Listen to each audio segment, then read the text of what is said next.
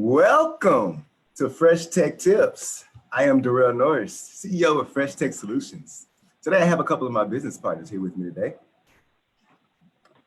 How's everybody doing? I'm Nicholas Daniel, founder of Aegis Project Management LLC.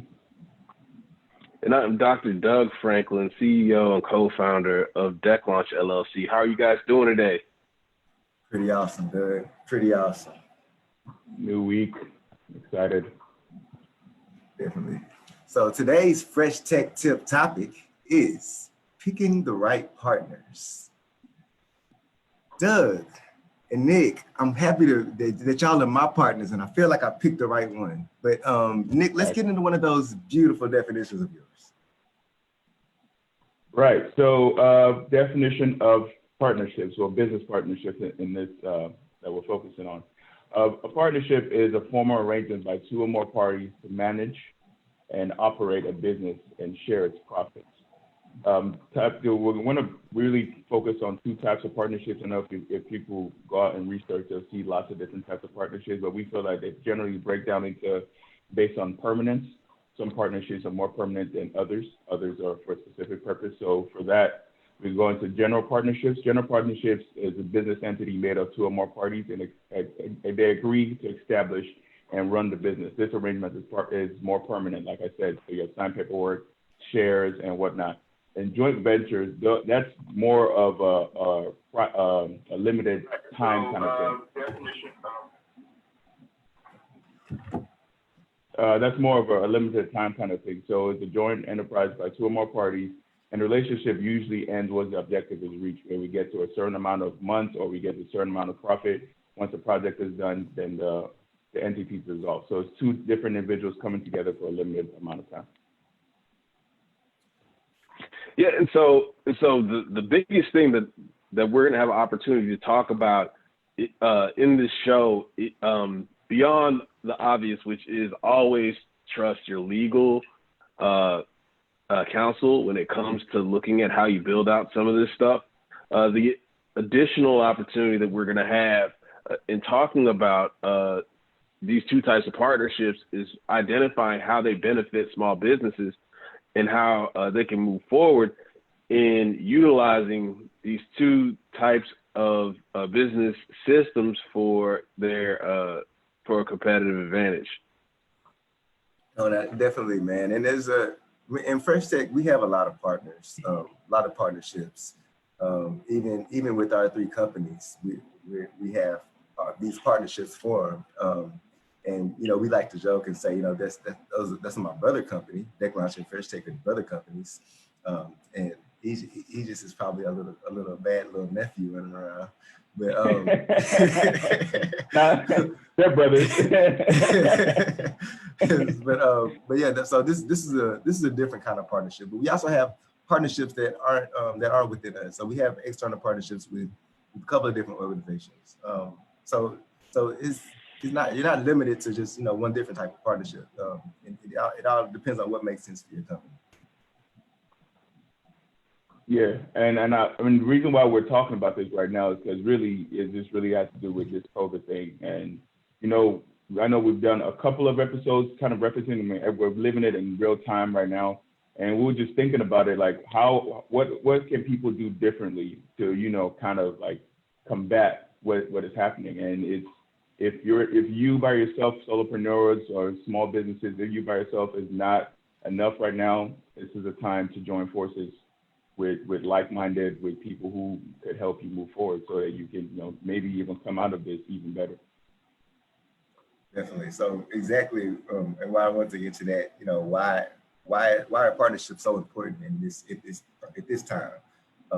Because it's like you said, man, it's hard to do stuff by yourself. I learned that the hard way, but especially during times like this, you have to be strategic and try to find somebody. Like you said, if you join forces with somebody, everything gets doubled. The marketing gets doubled, your reach gets doubled. I mean, so you have to think about this. Like efficiency is better. It's just a lot more you can do with help. Yeah, Doc, You mentioned something that you captured my thinking very well during the pre-production when you talked about additional capability and that leading to a new opportunity. All right, tell us more about that, bro. Okay, so there are a lot of concepts. There was a lot that went into that. And so when we first started talking about, well, why should you look for some types of partnerships right now in crisis, and we'll talk about that a little more and expand on some of those opportunities in a little bit. But like the reason why you get into partnerships is when you realize you don't necessarily have capability or opportunity. And so we look at capability as being some of the skills that you wouldn't have otherwise used for your business. We look at opportunity for being in the places that your business wasn't necessarily in. So the example I believe I gave was what happens if you do hair, or you just do nails, or you do massages, or something of that nature, but you just do one.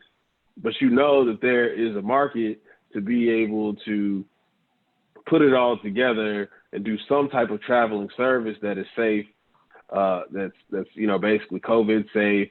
You're getting people one at a time, but you're also getting the additional money for being a traveling service with this specific group of people. Now you've hit a couple of things. So all you've done is done hair. You didn't know the opportunity to do some of these other things that are accounted for in beauty. You've made it. But additionally, so that's capability, right? Those are different things. But then additionally, you have opportunity, because there's a possibility that you may have thought about doing travel services and just never did. And because you're working on those services with other people, that ability is expanded. And so that's probably what you're seeing there when you put those things together. Absolutely, absolutely. And so let's kind of just run down the list of some of these advantages that this could bring. So I know like you was just saying, the ability to pivot into new services. Let's talk about that, because that's I'll start. We have a department now called Fresh Prince. Dr. Doug wouldn't let me call it Fresh Prince of Bel Air because we're not on Bel Air Street. It's fine. And we don't want to get sued. That whole thing about like. It's a brand that exists, I don't know, guys. But anyway, it's not a new company, it's this department. But we partnered with a long-time printing company that we've been dealing with for over 20 years, literally, because we used to use them when we used to throw our high school parties. So that's another partnership that allowed us to expand our services. So now we can offer business card printing and flyer printing, things like that we wouldn't have been able to offer if we wouldn't have made that partnership. Another one, building business opportunities that you couldn't otherwise have the opportunity to do. And I think a good example of that is just kind of the network. When me and Doug got together, first of all, our networks were already crazy separately. And then we brought them together, and it's a beautiful thing that every person I name, Doug knows. Doug knows everybody. So which means now I know everybody. Nick, you want to talk about a couple of the other ones, some of those advantages? Yeah. No, for sure. Yeah, I think, we already talked about like extra help and addition, because, time as a resource is limited, and also you're capped at your knowledge and how much you know. So that once you expand those, the only way to expand those things is to add more people, period. Add the right people. And then reduce financial burden. So we've noticed a few people in this whole time. The big thing has been, you mentioned pivoting, and we're going to talk about that more, but the big thing has been trying to get into some kind of mobile operation, some kind of online e-commerce operation. Some people aren't able to take on that the expenses that you might need to do what you need to do properly by themselves. This is an area where if you find another person who's maybe also kind of similar to you, who has other benefits other than just money, I wouldn't make it just money because that would now make them an investor, and where you guys can actually align and come together and then come and you know get mobile services. If you do it the right way, I know a lot of, and we're going to also get to cons later. You know, people think about, well, what about the bad stuff about partnerships? The good outweighs the bad if you pick the right partner. So that's really what our main thing is here, is alignment. You know, people hear that we talk about it all the time. When you and this potential partner actually align in your vision, what you guys want to come out of the partnerships, and there's some trust there, everything is going to kind of take care of itself if you follow the steps. So I think that's a good time to get into why is it important right now in this crisis to make partners. Well, I mean, it's a pretty easy answer. It's one of those things that we got into, that we start talking about with risk and return. So it's like, okay, will you be able to ask yourself this question? Would you be able to survive without a partnership right now? Hopefully the answer is yes. So if no, then it might be time for you to look for a partnership, because I would hate to tell any growing business that it's time to go.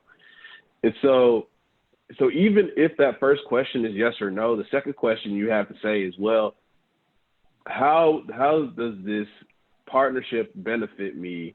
And then you get back into that SWOT analysis that we talked about during our risk and return. So looking at the strengths, the weaknesses, the opportunities, and the threats of the partnership. Why right now? Because it's going to save you a lot of stress, whether it be time or even cognitive capacity. Because one of the things we don't take into consideration very often is basically how we're worn down from being at home, mostly being at home. You're not free. You're not running around like you normally do. There are probably a bunch of, there might be, you might be dealing with things at home. There's a bunch of things that are added back onto your work, onto your back when you actually don't have the opportunity to be at your place of business. And so don't take those things for granted. And that's a reason why we say that, hey, if you need to look for that, get some of that burden off you, you should probably do it.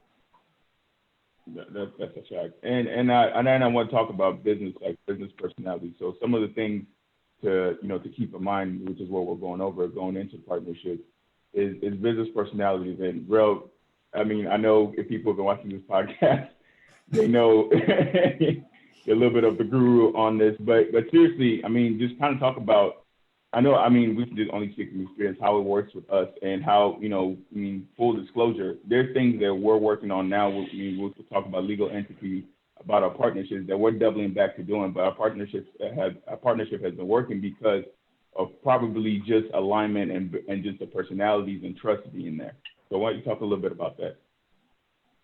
Yeah, I could talk a lot about that. I think we're a really, really, really good example of this, and how our partnership formed, especially between Fresh Tech and Tech Launch. I want to kind of talk about how that happened, and it's really a beautiful thing to me how it happened, because basically Fresh Tech was here to create mobile apps for small businesses who couldn't afford mobile apps. So the problem was we kept on getting all of these great ideas, these beautiful ideas that people had that cost $150,000 to develop. And I didn't have anything to do. I didn't have anywhere to send them, but try to go get some money and come back to Fresh Tech and we can make it. But I don't know how to get you that $150,000.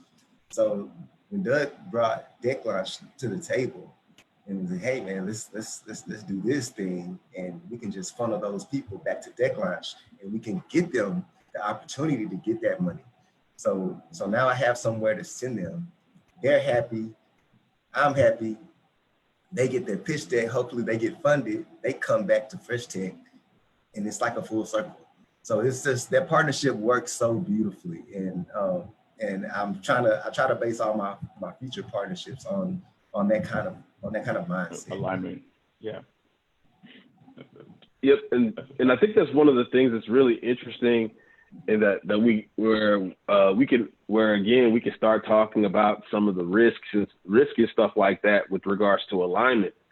So when the smoke clears, was this just something that was supposed to be a joint venture that was supposed to be temporary, or was this a forever thing? And that's another serious question you have to ask yourself before getting into a partnership, particularly during a crisis.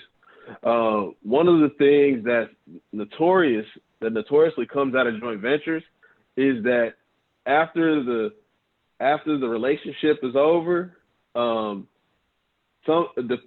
depending on what's written in the contract, those businesses go back and take some of those competencies that they may have received from you. So, like, a good example would be is hypothetically, if